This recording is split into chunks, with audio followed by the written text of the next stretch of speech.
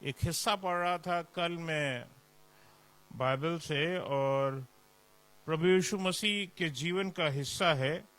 निकाल सकते हैं, पढ़ सकते हैं, और ये मत्ती 21 अध्याय में मिलेगा। और उसकी 18वीं आयत और उसके आगे का अगर हिस्सा हम देखेंगे तो यहाँ पर हमें एक चीज दिखाई देती है। अमूमन यहाँ पर जब इस हिस्से को रीड किया जाता है, जब इसको पढ़ा जाता है, जब इसको समझा जाता है, तो एक पक्ष देखा जाता है। वो पक्ष प्रभु यीशु मसीह का है। प्रभु यीशु मसीह ने एक पेड़ को देखा जब उसको भूख लग रही थी, बहुत भूख लग रही थी, और उसने उस पेड़ की ओर देखा और उसमें फल नहीं पाया। और ये स्थिति तब थी जब उसको भूख लग रही थी, और प्रभु यीशु मसीह ने उसके लिए कह दिया कि जब तुझमें फल ना लगे। अब पूरे इस हिस्से को अगर पढ़ेंगे तो मुझे बड़ा अद्भुत लगा ये हिस्सा, क्योंकि हम लोग हमेशा प्रभु यीशु मसीह के साइड का हिस्सा देखते हैं कि प्रभु यीशु मसीह ने ऐसा बोल दिया और हमें नेगेटिव बातें नहीं बोलनी चाहिए।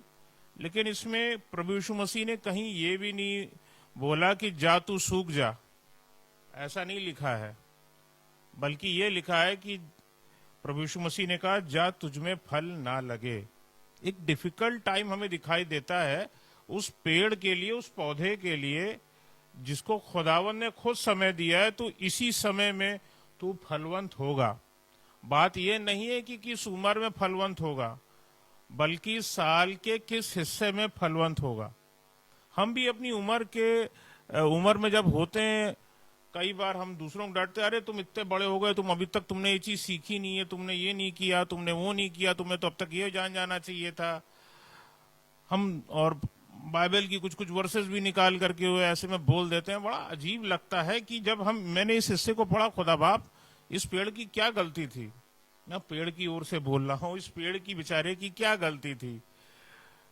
लोग ऐसे थे जिन्होंने प्रभु यीशु मसीह का दामन थाम लिया, प्रभु यीशु मसीह का बागा थाम लिया और चंगे हो गए। ये बेचारे पेड़ तो खुदावन तेरा बागा भी नहीं थाम सकते कि खुदावन मुझे माफ कर दे, लेकिन ये मेरा मौसम नहीं है, ये मेरे फलने का मौसम नहीं है। हम कई बार ऐसे अपने डिफिकल्ट सिचुएशंस में, डिफिकल्ट टाइम्स में हम होते हैं। एंड जब हंगर की बात करते हैं तो Jesus was hungry first of all. प्रभु यीशु मसीह भूखे थे और वो बेतनिया से यरूशलेम की ओर जो है वो जा रहे थे। ये चीज हमें दिखाई देती है।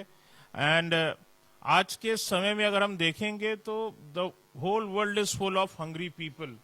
पूरा संसार जो है भूखे लोगों से भरा हुआ है। फिजिकल हंगर तो बहुत ही है। मैं एक जगह नेट पे देख रहा था, मैं देख करके चौंक गया। दुनिया का जो कोई, मुझे नाम ध्यान नहीं आ रहा, हेती नाम है, पता नहीं उस कंट्री का या क्या है, शायद वही कंट्री है या कोई और कंट्री था। वहां रोटी भी मिट्टी की बनती है, मिट्टी की रोटी बनती है, और मिट्टी की रोटी खाते हैं वहां के लोग। सोचिए आप, लोग मिट्टी खाते हैं। और देख करके मुझे बहुत दुख लगा कि ये लोग इस स्थिति में हैं। एंड द हंगर जो है वो टिक्की बनाते हैं, उसकी पता नहीं किस किस चीज से मिला करके, वो अलग अलग चीजों से मिला करके वो टिक्की बनाते हैं, और उस मिट्टी की टिक्की को वो लोग खाते हैं। मतलब दुनिया में कितना कष्ट और कितनी पीड़ा हमें दिखाई देती है। इस पेड़ की भी मुझे पीड़ा दिखाई देती है। ये भूख दिखाई देती है लोगों में जो खाने के लिए है। एंड खाली इतना ही नहीं है, लोग बहुतेरी चीजों के जो हैं वो भूखे हैं। लोगों को आनंद चाहिए है। There is hunger for joy. लोगों के जिंदगियों से आज जो जॉय नाम की चीज है वो चली जा चुकी है। आनंद आपको बहुत कम लोगों के घरों में दिखाई दे रहा होगा। मैं हैप्पीनेस की बात नहीं कर रहा हूं जो आपको 5 मिनट मिल रहा होगा शायद किसी यार दोस्त के साथ बैठ करके मौज मस्ती करके, शायद आप आधा घंटा, 1 घंटा, या कोई आप मॉल वॉल यहाँ वहां घूम घाम करके 2-3 घंटा आप निकाल लेते होंगे। But I am talking of Joy. Joy comes from the haven, Joy comes from the Lord. Bible भी हमें यही बताती है। वो जॉय आज लोगों की जिंदगियों में दिखाई नहीं देता है। So there is a hunger for joy. People are requiring joy in their lives. People are hungry, ठीक है ना। लोग आनंद के भूखे हैं, लोग शांति के भूखे हैं। कि शांति आ जाए। आज हम कितने देशों का हम हिस्सा हम न्यूज में देखते हैं, पढ़ते हैं अखबारों में, कितने देश इस चीज से पीड़ित हैं। जितने फैसले लिए जा रहे हैं वो बड़े तबके के, आपके जो भी सरकार में लोग बैठे लोग हैं वो ले लेते हैं कि क्या करना है, और दुख झेल रहा होता है एक आम इंसान, वहां पर झेल रहा होता है, और उसको समझ में नहीं आ रहा तो होता कि यार मैंने तो क्या फैसला, कुछ मैंने अपनी जिंदगी का फैसला क्या गलत लिया था, मैं इस देश में पैदा हुआ, क्या मैंने क्या कोई एक गलत डिसीजन था, क्या मेरे को ये देश छोड़ देना चाहिए था, क्या मेरे को स्थान छोड़ देना चाहिए था, शांति के लिए मुझे कौन सा स्थान चुनना चाहिए था, कौन से शहर में रहना चाहिए था। There is a hunger for peace, शांति के लिए जो है लोग भूखे हैं। And there is hunger for hope, आशा। आज के समय में लोग आशा के बहुत भूखे हैं।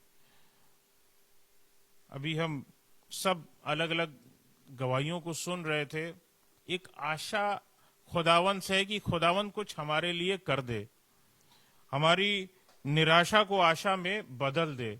बहुत कठिन सी चीज दिखाई देती है। उस पेड़ का क्या कसूर था? कोई कसूर नहीं था। एक ऐसे मौसम में रहते हुए जिसमें फल नहीं लग सकता है, पॉसिबल ही नहीं है, ये बोल दिया गया कि जब तुझ में फल ना लगे।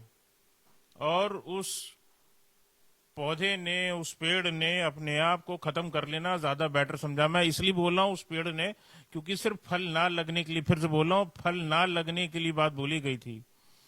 There are still plants and trees that do not bear fruit. इस दुनिया में ऐसे बहुत सारे पेड़ पौधे हैं जिसमें फल नहीं लगते, लेकिन वो जिंदा रहते हैं। लेकिन उस पौधे ने, उस पेड़ ने, उस अंजीर के पेड़ ने अपने आप को खत्म कर लेना ज्यादा बेहतर समझा। जब खुदाई मेरे साथ नहीं है तो मैं क्या करूंगा इस दुनिया में रह करके, उसने इस चीज को एक्सेप्ट कर लिया था, उस पौधे ने एक्सेप्ट कर लिया था इस चीज को। इस दुनिया में ऐसे मित्र होते हैं कि भैया कि अगर हमारे हाथ पांव चल नहीं रहे हैं, बाइबल से ही हिस्सा बता रहा हूं, ऐसे लोग मित्र होते हैं, साथी होते हैं। अरे यार मेरे दोस्त को परेशानी है, प्रभु यीशु मसीह के पास ले चलना है। जिसके घर में प्रभु यीशु मसीह घुसे थे, जगह नहीं थी घुसने के, लाओ छत तोड़ करके रास्ता बनाते हैं। इस पेड़ के लिए कौन रास्ता बनाएगा भाई? इसको जिंदगी कौन देगा? मैं जब इस पेड़ पौधे की बात कर रहा हूं तो पेड़ पौधों की बात नहीं कर रहा हूं, मैं हर उस निराश इंसान की बात कर रहा हूं जिसके पास आशा नहीं है, जो निराशा में जी रहा है, जो आनंद नहीं है जिसके पास शांति नहीं है। एंड दूसरी चीज, इस दुनिया में ऐसे भी लोग हैं जो जिंदा तो हैं लेकिन मरे हुए से कम भी नहीं है।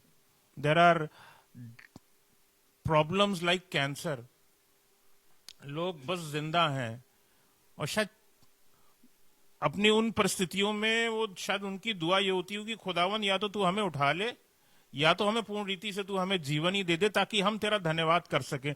क्योंकि बाइबल में लिखा है कि मुर्दे तो तेरा धन्यवाद नहीं कर सकते। खुदावन या तो हमें जिंदगी दे दे कि हम तेरा धन्यवाद कर सकें, तेरी चर्चा हम लोगों के बीच में कर सकें।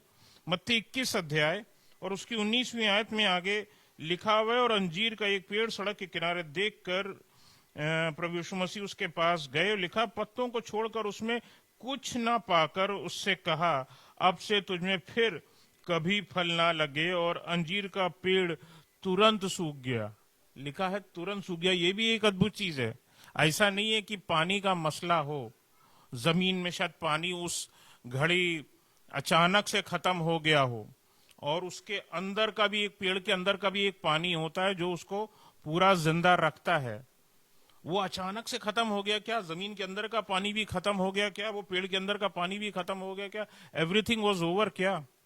और देखने में लगता है कि अंजीर का पेड़ तुरंत सूख गया।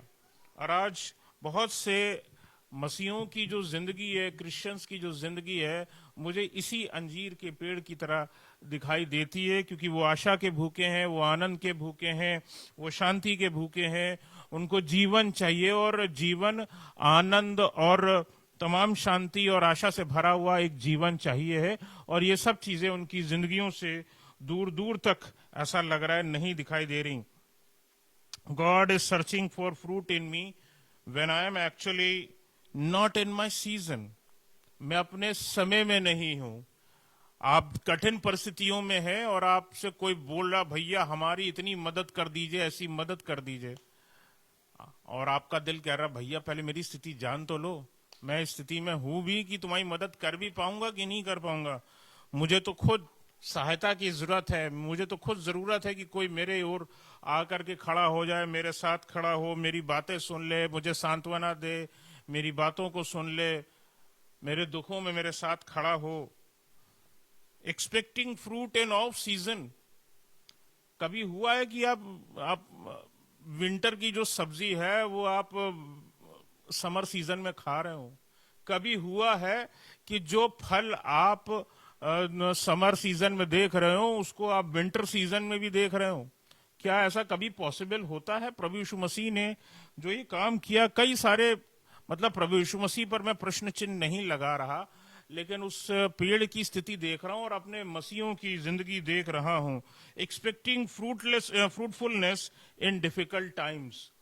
ठीक है ना? फलवंतता को एक ऐसे समय में देखना जब कठिन समय है, जीवन में कठिन समय चल रहा है, बहुत डिफिकल्ट दिखाई देता है कि खुदावन चीजें कैसी होंगी। And it's not about the age actually. हम किस उम्र में, बात ये नहीं है, हम तो अपनी उम्र पा चुके हैं, बहुत फलते रहते हैं। अगर हम एज ए बिलीवर देखें तो हम लोगों ने न जाने कितने गवाहियां दी होंगी, हम लोगों ने न जाने कितनी बार गीत गाए होंगे खुदावंद के। खाली मुंह से नहीं गाए, दिल से गाए, आत्मा से गाए हैं वो गीत। खुदावंद के हुजूर ये सब चीजें रहती हैं। In all these difficult situations God knows you and your problems. खुदावंद आपकी उन तमाम प्रॉब्लम्स को जानता है और आपके साथ बना रहता है। It's about the season actually. शायद आज सीजन नहीं है, शायद अभी वो वक्त नहीं है, शायद अभी वो मौका नहीं है। नीति वचन 3 अध्याय और उसकी 13वीं आयत में लिखा है, प्रोवर्ब्स 3 और उसकी 13th वर्ष में कुछ यूं लिखा है, क्या ही धन्य है वह मनुष्य जो बुद्धि पाए और वह मनुष्य जो समझ को प्राप्त करे। लिखा है वह मनुष्य जो बुद्धि को पाए और समझ को, यानी बुद्धि एक चीज है, और जब हम इस समझ को ब्रेक करते हैं इस शब्द को, तो इसमें कुछ चीजें और निकल करके हमारे सम्मुख आती हैं। जब हम समझ की बात करते हैं तो समझ आपको मिलती है नॉलेज से, बुक से, कुछ ऐसी चीजों से। फिर दूसरी चीज और अगर हम देखें तो वो मिलती है जीवन के एक्सपीरियंसेस से, लोगों के अपने जीवन के एक्सपीरियंस, लोगों के जीवन के एक्सपीरियंस। और जब हम एक्सपीरियंस की बात करते हैं तो तीनों स्तर पर अगर हम देखें तो वो चाहे बच्चे हों, चाहे अपनी उम्र के हम जवान लोग हों या बुजुर्ग लोग हों, हमें उन तीनों से हमें सीख मिलती है, एक्सपीरियंस मिलता है। मैंने अपने पादरी साहब से बाइबल को समझना सीखा है। बाइबल तो इससे पहले जब मैं इस चर्च का हिस्सा नहीं भी था तब भी बाइबल पढ़ता था, लेकिन बाइबल पढ़ के खत्म हो जाती थी और उसके बाद फिर एक तरफ रख दी जाती थी, और उसके मायने कि खुदा हमसे क्या बात करना चाहता है वो मेरे दिलो दिमाग में घुसती नहीं थी वो बात। आज के समय में ये जो प्रॉब्लम्स आती हैं ये हमको खुदावन से दूर करती हैं। हमें कभी भी ऐसी परिस्थिति में इनकी चर्चा से ज्यादा हमें अपने खुदा की चर्चा ज्यादा करनी चाहिए। उन समयों की चर्चा हमें ज्यादा करनी चाहिए जब खुदावन ने हमें बचाया, खड़ा किया। हमें उन समयों का धन्यवाद करना चाहिए कि खुदावन तू उस समय मेरे साथ था, मैं विश्वास करता हूं मरते दम तक, कब्र में पांव उतार देने तक तू मेरे साथ रहेगा। ये भरोसा हमें और आपको, हम सबको होना चाहिए अगर हम अपने आप को विश्वासी कहते हैं और समझते हैं। ये हमें इस बात पर भरोसा होना चाहिए। So I learned actually from pastor uncle की बाइबल को कैसे पढ़ा जाए। उन्होंने बताया बेटा सिर्फ लाइन को सरसरी तौर पर ऐसे मत पढ़ो। मैंने कहा बेटा वो कॉमा तुम्हें दिख रहा है, बेटा पीछे चलो, अब पीछे पढ़ो, उल्टा पढ़ो, उसमें तुम्हें समझ में आएगा वहां तुमसे लिखने वाला तुमसे क्या बात कर रहा है। और मैंने उस चीज को जब मैंने करना शुरू किया तो बाइबल की डेप्थ में मैं जाता चला गया। I took experiences took me into the deeper word. परमेश्वर के वचन ने मुझे और गहराई में लेते चले गए। उन्होंने तो सिर्फ एक टॉर्च दिखाई थी, बेटा तुम्हें पीछे चलना है, बस बस पीछे मुड़ करके वचन में देखो उसमें क्या लिखा है, तुम्हें वो करना है। मैंने उससे सीखा है। Experiences, and I have learned experiences from people and experiences from the word of God. परमेश्वर के वचन में जो लिखा है और मैं उसकी तुलना और परिस्थितियों की और लोगों की जो जिंदगियों में हो रही होती हैं, मैं उसकी तुलना करता रहता हूँ और समझ में आता है कि कौन कहाँ फंसा हुआ, खुद कहाँ फंसे हुए हैं, लोग किस प्रॉब्लम में, लोग निकल भी पा रहे कि निकल पा रहे हैं, और नहीं निकल पा रहे तो क्यों नहीं निकल पा रहे हैं। वो एक्सपीरियंस से, लोगों के, परमेश्वर के वचन से समझ करके चीजें आई मेरे को। और मैं खाली सिर्फ परमेश्वर की वचन की बात नहीं करता हूँ, हम में से बहुतेरे लोग बहुतेरी चीजें दुनिया से सीखते हैं। मैंने, for me, people all around me, जितने लोग मेरे चारों ओर पाए जाते हैं, मैं उन सब से सीखता रहता हूँ, कुछ ना कुछ सीखता रहता हूँ। और जरूरी नहीं है कि मैं उनसे बोल करके मैं सीख रहा हूँ कि नहीं मुझे ये चीज आपसे सीखनी है, ऐसा नहीं है। मैं उनको देखते देखते, या कोई अगर बस में बैठा हुआ, अगर कोई बगल में बैठा हुआ कुछ पढ़ रहा है, तो एक नजर चली जाती है कि वो क्या देख रहा है, क्या पढ़ रहा है। अगर चने कुरमुरे खा रहे होते हैं तो एक कागज का कोन बना दिया जाता है, लोग अक्सर उसको उठा करके फेंक देते हैं, वो खत्म हुआ और उसको उठा। मेरी हैबिट है कि मैं उसको निकाल के खोल के दोबारा एक बार पढ़ता हूँ। किसी किताब का हिस्सा था, शायद लाओ पढ़ के देख लें, हो सकता है शायद अखबार का हिस्सा हो, पढ़ के देख लें, शायद मेरे मतलब का निकले। तो I have learn from many things. I have learn from my father, अपने पिता से सीखी है बहुत सारी चीजों में। कभी कभी मम्मी अपनी लगा रही होती, पापा लगा रहे होते, बीच में मम्मी दौड़ पाती, बेटा तू ये कर। मैंने कहा मम्मी रुक जाओ, पहले पापा को बता लेने दो, पहले पापा से सीख लेने दो मुझे।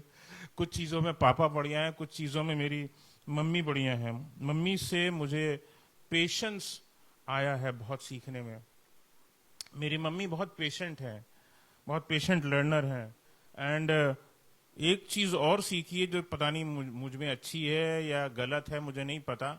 मुझे गलत बात बर्दाश्त नहीं होती है, चाहे वो उम्र में कितना बड़ा हो। ये होना नहीं चाहिए कि बड़ी किसी उम्र वालों को फट से बोल दो, लेकिन मुझे अगर कहीं भी कभी भी अगर गलत होता हुआ दिख जाता है, वो मेरे मैनेजर भी अगर मेरे अगेंस्ट में अगर कुछ बोल रहे होते हैं कि नहीं ये गलत है, तो मैं अगर बोल देता हूँ नहीं सर ये गलत है, या आप गलत बोल रहे हो, this is not the thing. और मेरा क्लियर स्टेटमेंट रहता है, सर अगर आप सही हैं और आपके अगेंस्ट में 10,000 लोग खड़े हैं, मैं आपके साथ खड़ा रहूंगा। लेकिन अगर आप गलत हैं तो मैं आपके साथ कभी नहीं खड़ा हूंगा। और अगर मैं सही हूं और मेरे अगेंस्ट में कोई नहीं खड़ा है, मुझे कोई परवाह नहीं है कि मेरे साथ में कोई और खड़ा हो या ना खड़ा हो, क्योंकि मुझे विश्वास है मेरा परमेश्वर मेरे साथ में खड़ा है। मुझे ये मोबाइल में चलाना, स्पेशली जो आजकल जो डिजिटल बैंकिंग आ गई है, बहुत बड़ी खतरनाक है। ये गवाही एक बार दे ही चुका हूं कि किस प्रकार से अकाउंट खाली हो गया था। तो डिजिटल बैंकिंग ये सब कैसे की जाए, ये सब मैंने अपने स्कूल के एक टीचर से सीखा कि चीजें सीखते जाएं, धीरे धीरे चीजों को सीखते जाएं। And learn from my own errors, खुद की गलतियों से सबक लेना जो बहुत है वो जरूरी है कि हम उससे सबक ले सकें। इंग्लिश का टीचर हूं तो मेरे को बड़े लंबे शब्द बड़े अच्छे लगते हैं। जितना लंबा शब्द होगा इंग्लिश में मुझे बहुत प्यारा लगता है और खूबसूरत लगते हैं। और ज्यादा टिपिकल वर्ड हो तो और मुझे खूबसूरत लगता है कि मैं चाहता हूं कि उसे सीखूं, कि और टिपिकल वर्ड्स को सीख सकूं। क्योंकि बचपन में जब भी मम्मी कोई दवा दे रही होती तो बड़े लंबे चौड़े टर्म होते थे और बीमारियों के नाम तो और लंबे होते थे। हमने कहा बड़ी खूबसूरत बीमारी है ये, बड़ी बड़ी प्यारी मेडिसिन, इतने लंबे लंबे नामों वाली है, ये बड़ी अच्छी मेडिसिन है ये। तो तब से, और यूं तो जिस स्थानों से निकल कर की मेरी माता जी आई हैं वहां ज्यादा इंग्लिश का बोलबाला नहीं था, लेकिन उन्होंने मुझे एक अच्छे इंग्लिश मीडियम स्कूल में पढ़ाया और आज एक इंग्लिश टीचर हूं। परमेश्वर का धन्यवाद देता हूं कि वो हर प्रकार के एक्सपीरियंसेस से हमें भरता है। One can learn from different pastors and believer as a believer. हम बिलीवर के तौर पर हम अनेकों पादरियों से सीख सकते हैं और परमेश्वर के वचन से सीख सकते हैं, परमेश्वर के उन तमाम विश्वासियों से जीवन को सीख सकते हैं। मुझे वो समय याद आता है जब मैं मिडवे में पढ़ाया करता था और तनख्वाह मिला करती थी। पादरी साहब आया करते थे कभी कभी वहां पे, तो वहां पे भी पद्मा भाभी हैं, तो पद्मा भाभी को जब तनख्वाह मिला करती थी तो पादी साहब के पास जाया करती थी, भैया इस पर दुआ कर दीजिए, और अगर ये नहीं है, मान लीजिए नीलम भाभी हैं, नीलम भाभी मिल गई तो नीलम भाभी से भाभी दुआ कर दीजिएगा। तनख्वाह भी उन्हीं से ले रहे हैं और दुआ भी उन्हीं से करा रहे हैं, क्योंकि पता है कि ये खुदा के जन हैं। This is the man of God, this is the woman of God. मुझे इनसे प्रार्थना करनी, मुझे आशीष इन लोगों से मिलेगी। तो ये चीजें जो हैं वो बड़ी अद्भुत हैं, जो मुझे सीखने को मिली। And learning different spiritual principles to lead a better holy and righteous life. ये चीज जो है वो प्रिंसिपल जो है आत्मिक रीति से मुझे कैसा चलना है, ये परमेश्वर के वचन से सीखा है, परमेश्वर के लोगों से सीखा है।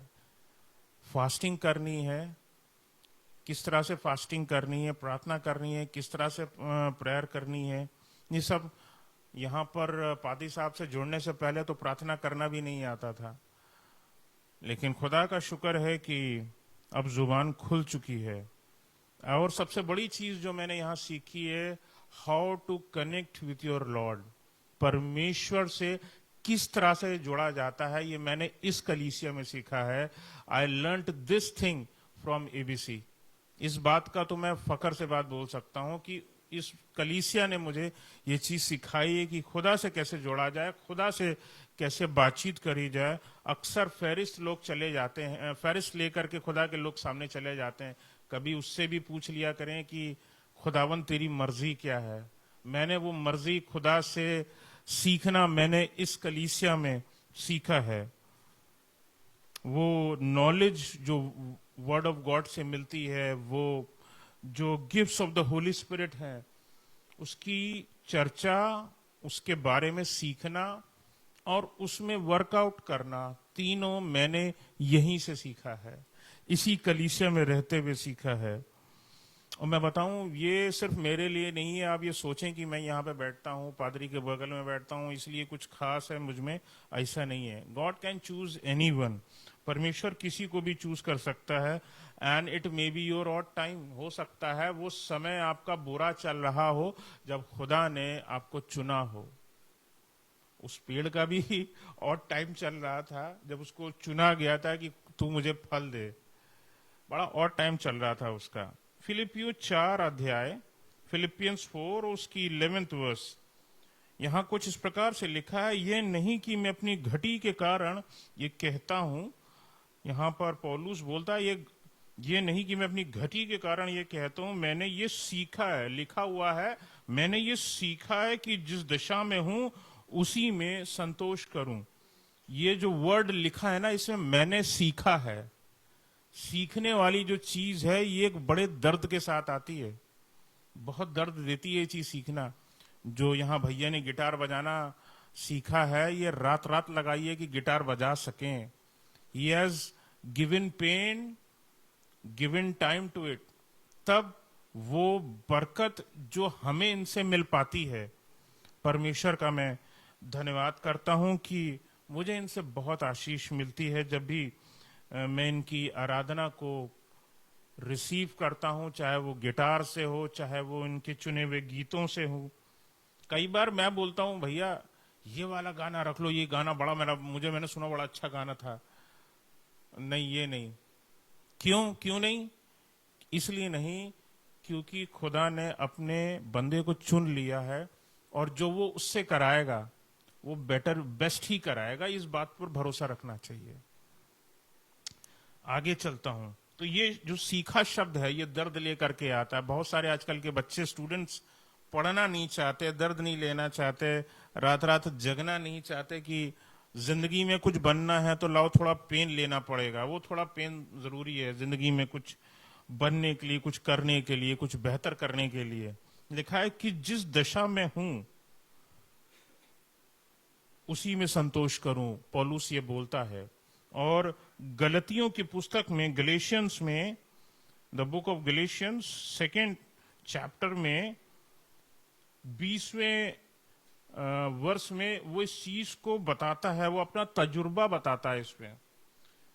गलतियों की पुस्तक 2रा अध्याय, गलेशियंस 2 वर्स 20, और यहां पर लिखा हुआ है, मुझे इस आयत में दिखाई देता है कि किस तरह एक्सपीरियंस किया है, इसने जिंदगी से सीखा है। पौलुस ने यहां पर लिखा है, मैं मसीह के साथ क्रूस पर चढ़ाया गया हूं। क्रूस पर एक बार नहीं चढ़ाया जाता व्यक्ति, प्रतिदिन चढ़ाया जाता है। आप अपने घर से जब बाहर निकलते हो तो कितना फॉलो करते हो उस प्रभु यीशु मसीह को जिसकी आप आराधना करते हो, ये बहुत जरूरी है। लोग देखते हैं, आप खुद भी अपने आप को देखते होगे, दुनिया से शायद झूठ बोल भी दो, सच्चाई ये है कि आप खुद को नहीं झूठ बोल सकते। You know the truth. सच्चाई सबसे बड़ी ये है, मैं मसीह के साथ क्रूस पर चढ़ाया गया हूं। ये पौलुस का एक्सपीरियंस है। आगे लिखा है, और अब मैं जीवित ना रहा, मतलब वो डेली अपने आप को मारता था। आज मैं ये कर सकता हूं, आज मैं जाकर यार दोस्तों के साथ मौज मस्ती कर सकता हूं, नहीं, आज मुझे जाकर के परमेश्वर के भवन में जाना है, मुझे परमेश्वर के भवन की सफाई करनी है, मुझे परमेश्वर की आराधना को तैयार करना है, मुझे देखना है कि उसकी एक एक चीजें ठीक काम कर रही कि नहीं कर रही, मुझे आज किसी विश्वासी के घर में जाना जरूरी है, ठीक है ना। मैं जीवित ना रहा, लिखा है आगे, पर मसीह मुझ में जीवित है। जिस तरह मसीह हमारे लिए सोचते हैं, इसने लिखा कि मसीह मुझ में जीवित है, यानी कि वो लोगों के बारे में सोचता है। लिखा, मैं शरीर में अब जो जीवित हूं तो केवल उस विश्वास से जीवित हूं कि परमेश्वर के पुत्र पर है, जिसने मुझसे प्रेम किया और मेरे लिए अपने आप को दे दिया। This is a whole experience, ये उसके अपने जीवन का एक्सपीरियंस है जो उसमें लिखा हुआ है। And experience comes with spending time, समय गुजारना पड़ता है, कभी लोगों के साथ में और कभी कुछ चीजों के साथ में। इन्होंने गिटार के साथ में, भैया ने गिटार के साथ में समय गुजारा। अगर आपको बाइबल सीखनी है तो किसी ऐसे शख्स के साथ बैठना पड़ेगा जो आपको उसका ज्ञान दे सके। आपको जो चीज समझ में ना आ रही हो उसके साथ बैठना पड़ेगा। आपको अगर स्पिरिचुअल गिफ्ट्स चाहिए हैं, अगर आपको वो 9 वरदानों में से कोई वरदान चाहते हैं, अगर आपकी खुदावंद आपको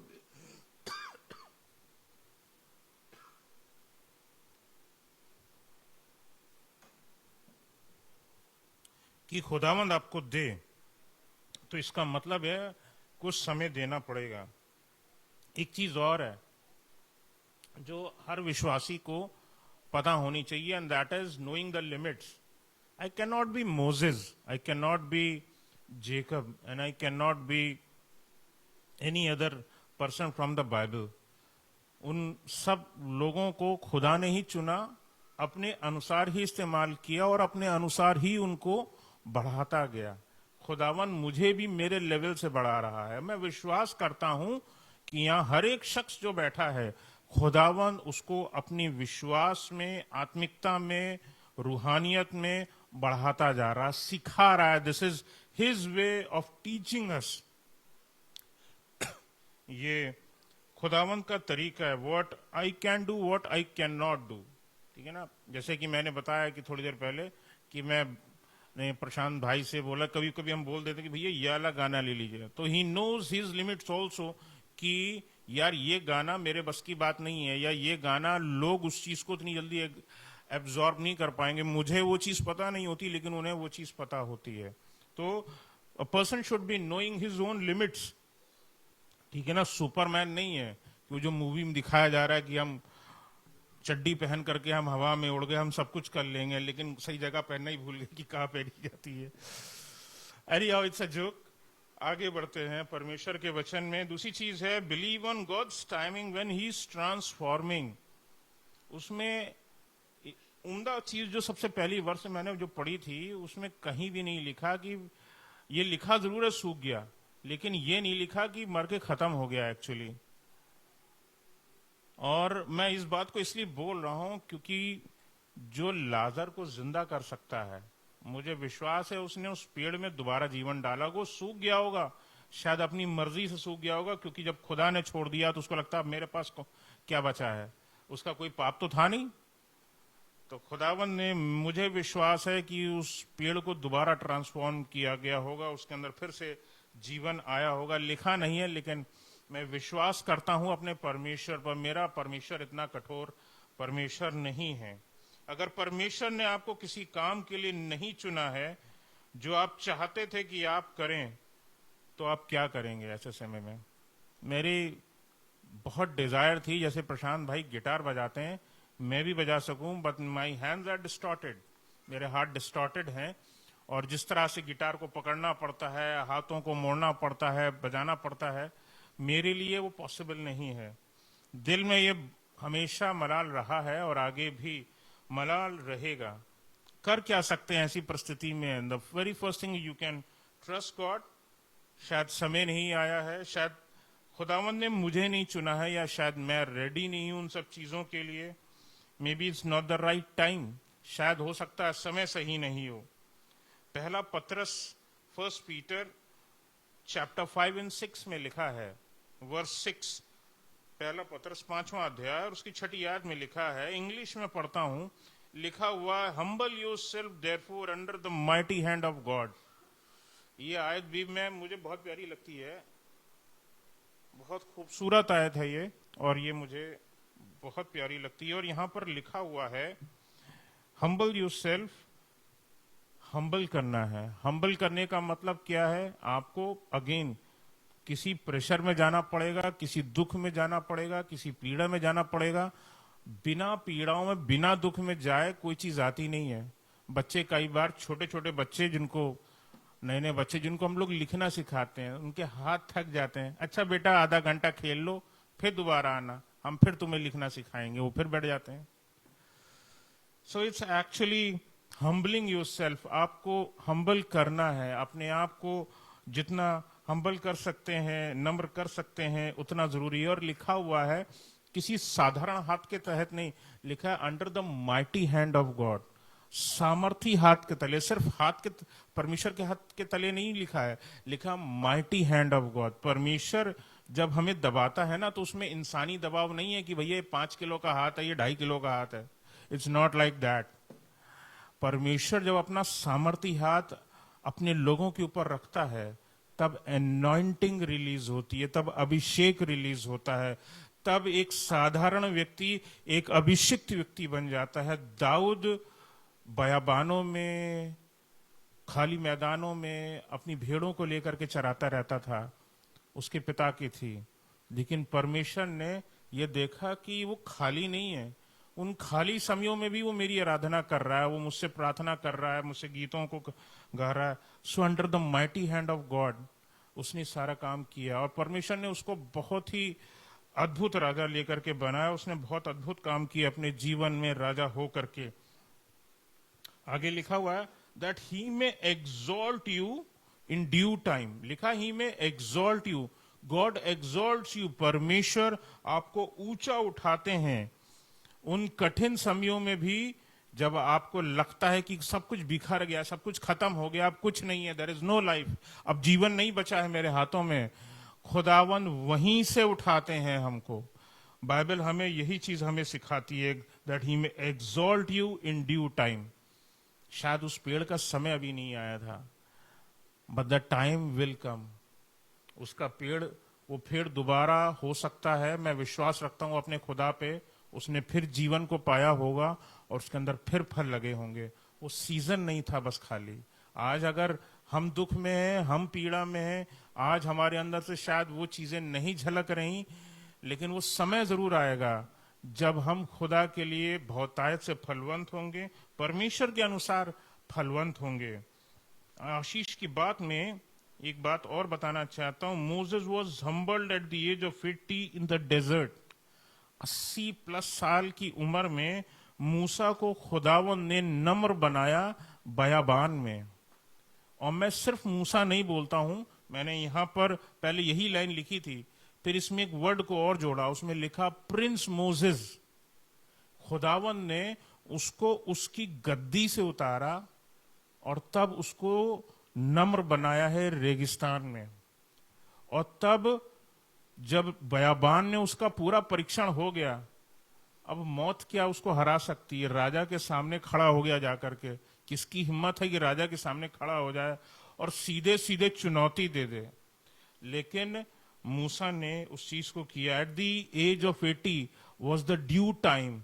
वो उसका मुकर्रर किया हुआ समय था। हमारा कौन सा मुकर्रर किया हुआ समय है ये खुदा जानता है, लेकिन विश्वास रखिए कि आपका मुकर्रर किया हुआ समय है। बयाबान ने मूसा को नम्र बनाया, वेर नथिंग ग्रोज, जहां कुछ नहीं उगता, क्योंकि मैं उस सड़क पर उस मार्ग से होकर के आया हूं। जब मैं होली लैंड के टूर पे था तो मैं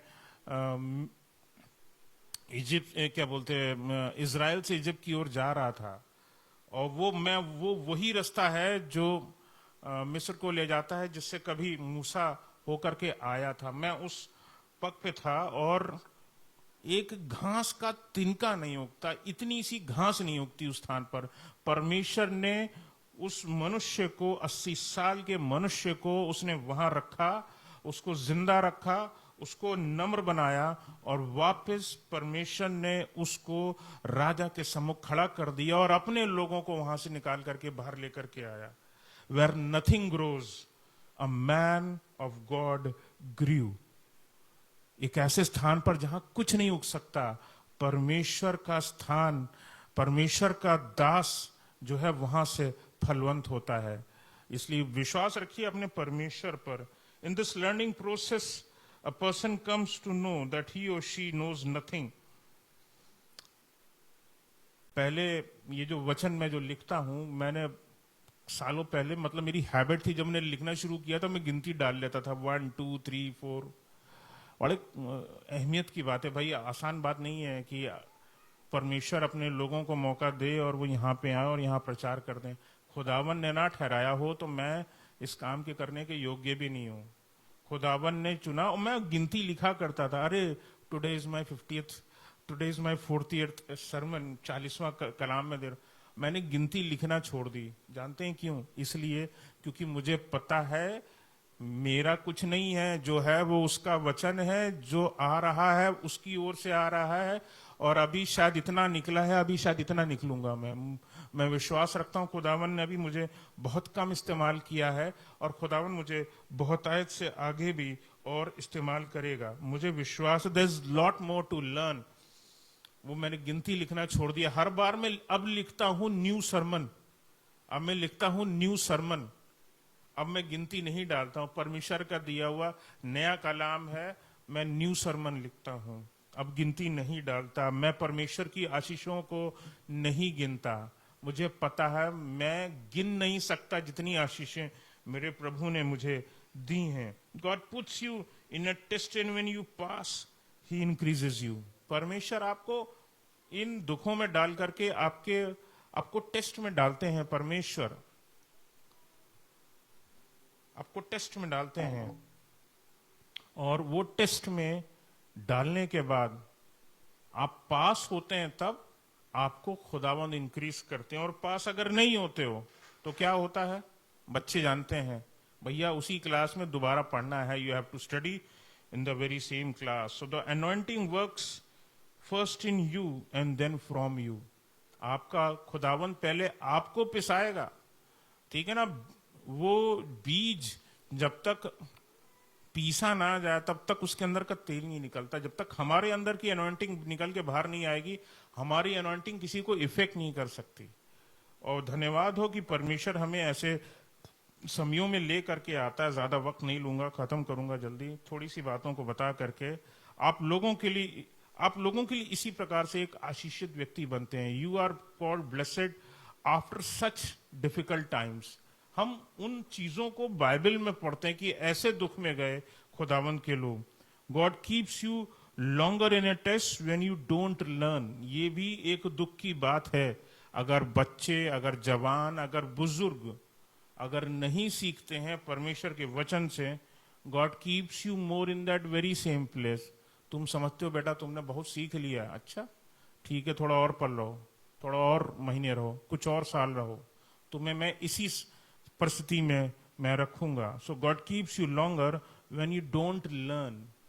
क्योंकि खुदावन चाहता है कि हम सीखें, उसका पर्पस है उसके पीछे, उसका मकसद है उसके पीछे। Difficult situations, bad situation, worst situations don't come to you as a problem. वो मुसीबत की तरह आपके सामने नहीं आते। परमेश्वर का मकसद उसमें शामिल होता है। They come as lessons and lessons are for learning. Praise the Lord.